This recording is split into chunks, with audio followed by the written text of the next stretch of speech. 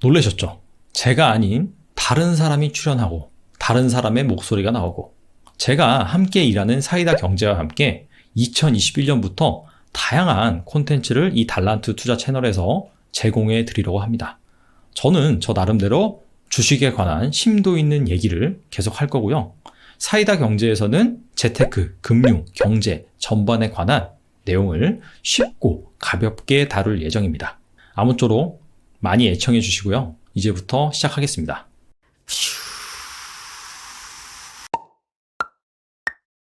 과몰입 에디터의 재테크 체험기.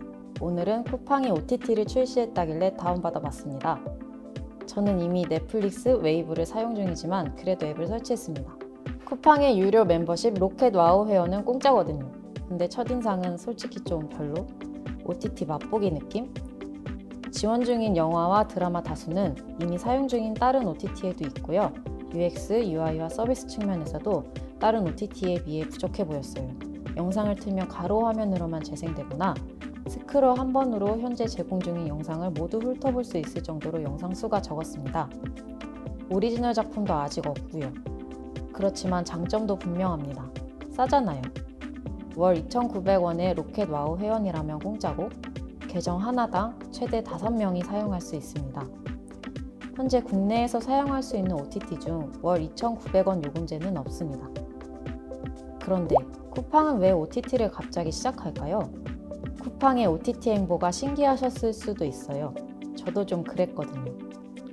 물론 쿠팡은 모르는 사람이 없을 정도로 쇼핑 앱 분야에서 1위를 하고 있지만 투자로 기업을 꾸리는 비상장 기업이며 재무 구조가 위태위태하기도 해요. 아는 사람만 안다는 쿠팡의 리스크 3가지입니다. 첫째, 작년 실적을 보면 쿠팡 매출은 약 7조 원인데 영업 손실은 무려 7억 원에 달합니다.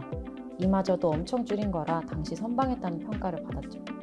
둘째, 쿠팡의 재무제표를 보면 재고자산과 유형자산 비중이 매우 높아요. 특히 재고자산은 많은 부담이 되고 있습니다. 이는 쿠팡이 직매입 상품을 많이 판매하기 때문인데요. 쿠팡의 직매입 상품 매출 비중은 전체 매출의 약 90% 정도라고 합니다. 직매입 상품은 쿠팡이 직접 제조한 게 아니라서 원가 절감을 하기도 어렵고 물류 비용이 많이 듭니다. 판매 가격을 올리면 쿠팡의 최대 강점인 저렴함을 잃게 되지요. 2020년 기준 쿠팡의 손익분기점은 매출 20조 원으로 추정됩니다. 지난해 매출이 7조 원인 걸 생각해보면 달성이 쉽지 않겠죠? 셋째, 유동성 확보의 문제도 있습니다. 쿠팡도 이를 고민하는 것으로 보입니다. 해외 투자금 마련을 모색하고 있고 작년에는 나스닥 입성을 노리고 IPO 관련 설명회를 가졌다는 소식도 들려왔어요. 물론 작년 코로나 상황으로 비대면 트렌드가 대세가 되면서 쿠팡 역시 매출 증가를 꽤 했을 거예요. 앱 리테일 분석업체 YG앱에 따르면 2020년 상반기 쿠팡의 이커머스 결제액은 9조 9천억 원, 지난해보다 약 41% 늘었습니다. 하지만 비용도 같이 늘었을걸요? 쿠팡 물류센터에서의 코로나 확진자 발생으로 방역비와 인건비가 증가했을 겁니다. 근데 쿠팡이 바보도 아니고 OTT 출시한 이유가 있겠죠? 저는 그 이유를 아마존, 아직 어설픈 쿠팡 플레이, 이 2가지 키워드로 설명드리려 합니다. 일단 아마존부터 설명하면 쿠팡은 예전부터 계속 아마존을 벤치마킹 한다고 말해왔죠.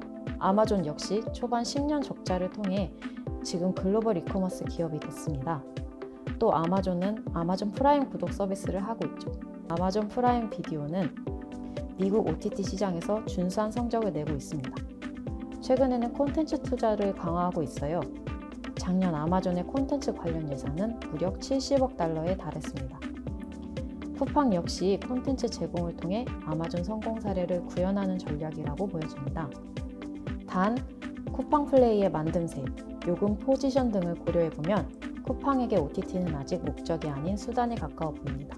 2,900원을 내면 값싼 쇼핑과 배송을 해주고 공짜로 영화, 드라마도 보여주니 멤버십 가입 동인이 강력해집니다. 유료 회원이 늘수록 쿠팡의 시장 점유율은 가파르게 증가할 겁니다. 점유율 증가는 쿠팡에 중요합니다. 앞서 설명드린 막대한 비용을 매출로 충당하려면 유료 회원 증가가 필수적이고 아마존식 전략을 추진하려면 적어도 시장 점유율 20%에서 30%는 차지해야 하니까요. 아마존을 말씀드리면 작년 10월 기준 아마존의 미국 이커머스 시장 점유율은 약 39%였습니다. 요즘 쿠팡 분위기는 좋습니다. YG앱 조사에 따르면 2020년 11월 쿠팡은 10대는 물론 50대 이상 사용자 사이에서도 가장 많이 쓰는 쇼핑앱 1위를 차지했습니다. 현재 로켓와우 회원수는 500만 명을 돌파한 것으로 추정됩니다. 2015년 김범석 쿠팡 대표는 쿠팡 없이 어떻게 살았을까 생각될 정도로 뛰겠다고 말했는데요.